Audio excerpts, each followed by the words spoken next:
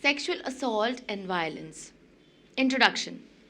Dear students, today we are going to look into a topic that has recently become very important and debated in India. Sexual assault and violence. Let us start by understanding what this means. Sex is one of the basic drives for every human being that is present in everyone. It can be considered a blessing and one of the pleasures given to a human being by nature, if it is fulfilled through consent by both the people involved in the sexual relationship. But when the sexual act is done with violence, through forcing a partner to satisfy one person's sexual needs, then it becomes not an act of nature but an act of violence and is given the name sexual assault. Sexual assault is a crime and a person involved in sexual assault can be arrested and punished. We will be looking into the difference between India and other countries in the manner of dealing with sexual assault, the causes for sexual assault and violence, and the various legal aspects that are in force in Indian law in the following sections. Sexual assault is an involuntary sexual act in which a person is threatened or forced to engage against their will or any sexual touching of a person who has not consent to this. This includes rape, inappropriate touching, forced kissing, child sexual abuse, or the torture of the victim in a sexual manner. Difference in context for sexual assault in India and overseas. On 16 December 2012, a 23-year-old middle-class female medical student was gang raped in a New Delhi bus in such a violent manner that her inside organs were thrown out of the bus. There were mass protests in the streets of New Delhi. Media began to highlight this news daily. Whole world began to look at India. However, the question arises, is the rape-prone culture happening only in India, or are other cultures, more pointedly, are Western cultures experiencing similar levels of sexual assault? In what way rape and sexual assault in India is different from that of Western countries? Let us look at some statistics. According to the NSPCC survey, there were 17,727 sexual crimes against children under the age of 16, which are recorded in England and Wales in 2010-2011. The same survey states that every day 64 child sex crimes are recorded by the police. Things are not different in USA. According to RAINN report, every 2 minutes someone in US is sexually assaulted. Every year there are about 754 sexual assault in US. The sad thing is that, like underdeveloped countries, there are 54% sexual assault cases not reported and 97% of the perpetrators are not punished. Linda C. Degutis, the director of the National Center for Injury Prevention and Control, USA government agency, said that almost 1 in 5 women have been raped in their lifetime. To the above statistics show rape and sexual assaults are occurring at similar rates in both the developing and developed countries. Owen Jones, a 23-year-old British writer, argues that it is a global problem and not peculiar to India alone. Also, Emma O'Toole, an Irish feminist, argues that by highlighting only Indian incidents, we minimize the enormity of Western rape culture. In Western countries, due to government effort, people's awareness and effort taken by women movements, the number of rapes and sexual assault is decreasing every year. In the case of rape culture and sexual assault, there is a vast difference between Western countries and India. First, it's unlike India is not happening in the common public place in West.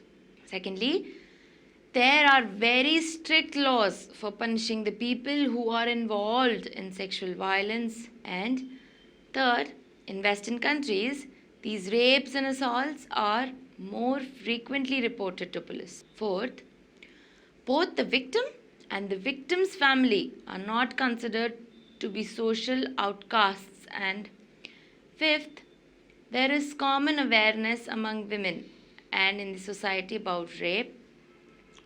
And finally, the media, TV or movies, focus on other problems such as terrorism, economic crisis, global warming, and new scientific innovations. Finally, the number of rape cases and sexual assault is declining in Western countries. But on the Indian side, there is a cultural tendency to keep the women always lower than a man or look at the women as only an object of sex. Now, there is an increase in the number of middle class groups. This middle class group is mainly people from upper castes. They try to utilize and imitate Western culture. The recent anti-gang rape protest by women, college girls in the streets of New Delhi, middle class groups was described as the awakening of the Indian middle class. For urban middle class Indians, gender rights are as important as removing poverty. In the movies and television serials, again and again, Indian ancient culture is reinforced. This is particularly in the South Indian media. In Tamil Nadu alone, every day there are more than 80 TV serials from different channels. These TV serials are bringing traditional family culture. N.B. Prasad observes that television is blamed for increasing violence, for the erosion of traditional morality, and promotion of free sex and other social problems in the society. Students, what do you think about the anti-rape protests in Delhi last year? I think they are cultural cries. It was the first time in the Indian history women showed protest against rape and sexual assault in the capital city. Siddharth Katragada, an Indian writer living in California, USA, says that we are experiencing a big gap between a value system that relied on shutting women away to one where external forces such as the police and the criminal justice system were looked to for support and justice.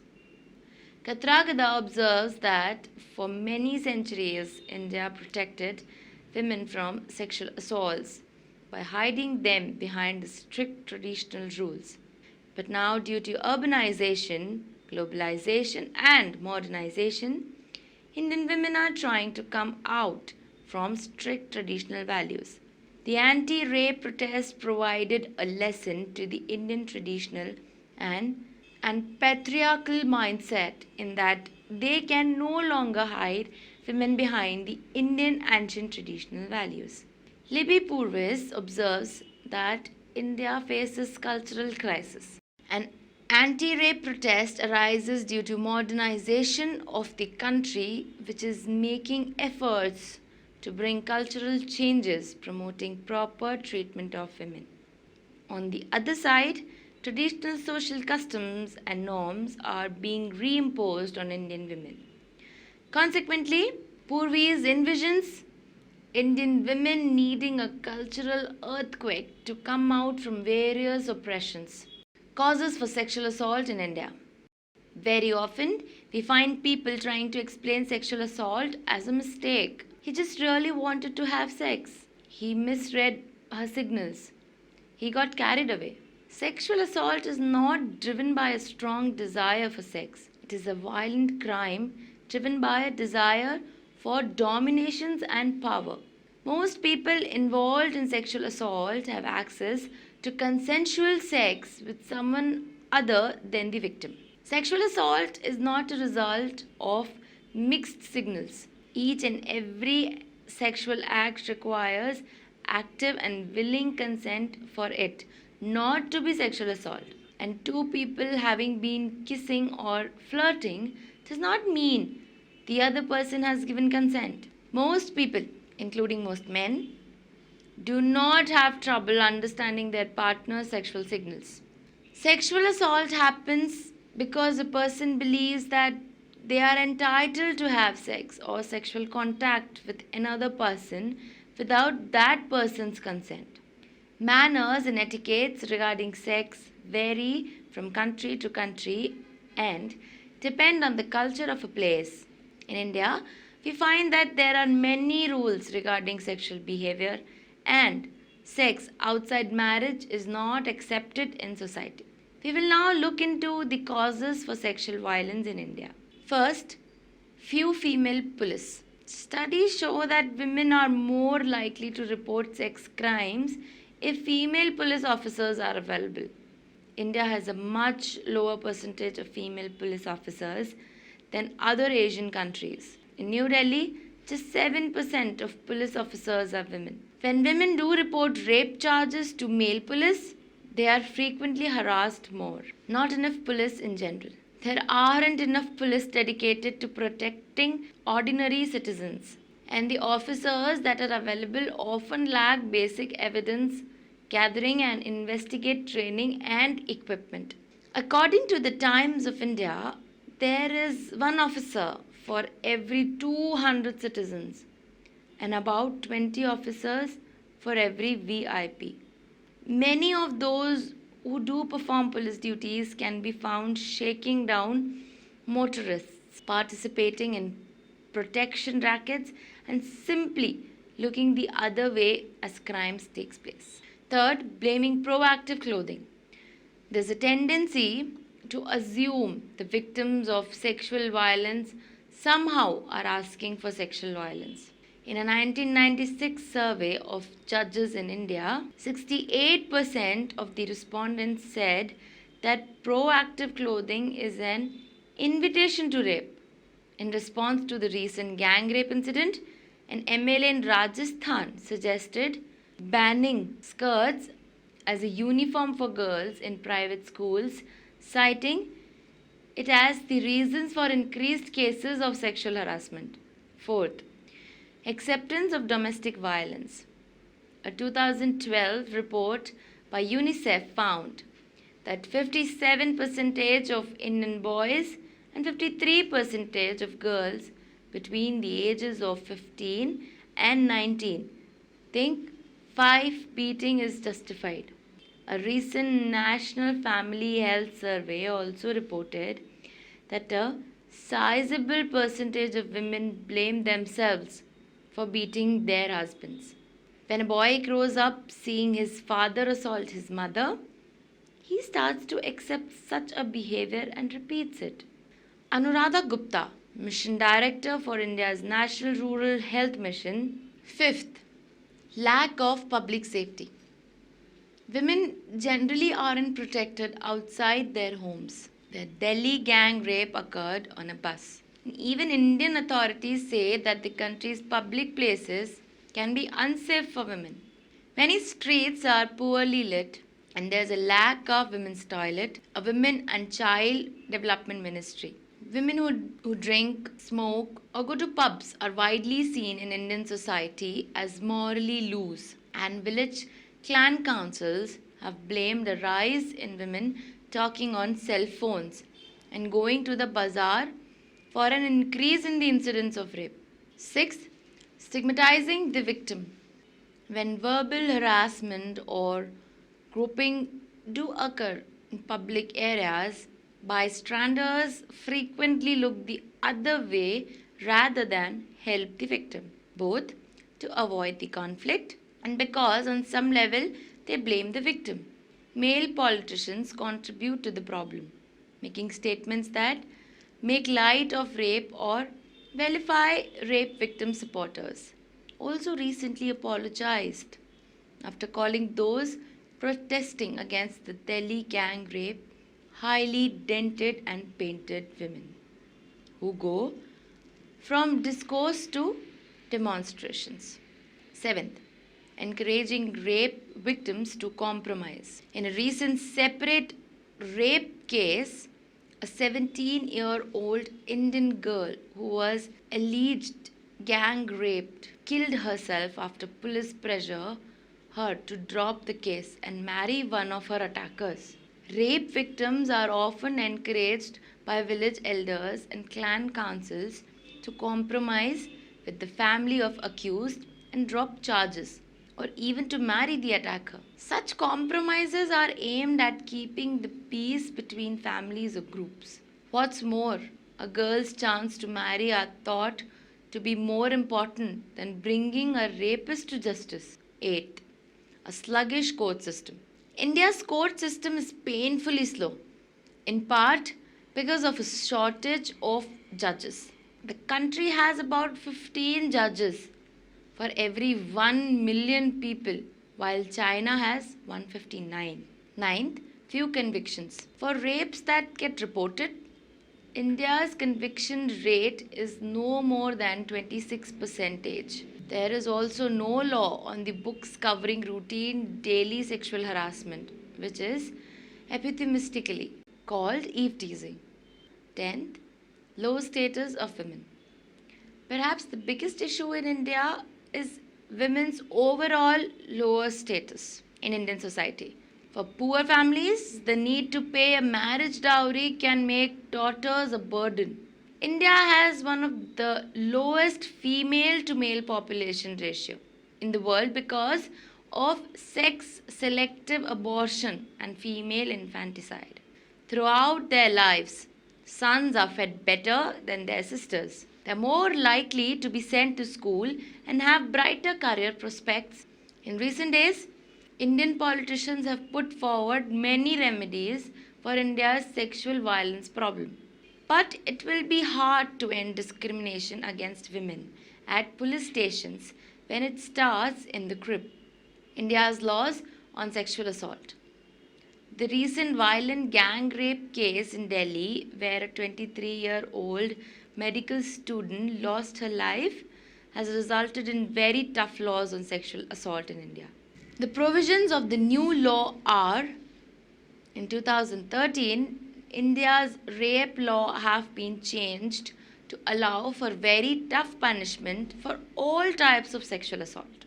In the past, rape was defined as penetration only, and anything short of that fell under the category of criminal assault on a woman with intent to outrage her modesty, an offense that carried a light penalty and was almost never enforced, that left women vulnerable to constant groping on public transport by men who knew they could never be punished. Separate offences with strict punishments have been introduced for stalking. You are being stalked when a person repeatedly watches, follows, or harasses you, making you feel afraid or unsafe. A stalker can be someone you know, a past boyfriend or girlfriend, or a stranger.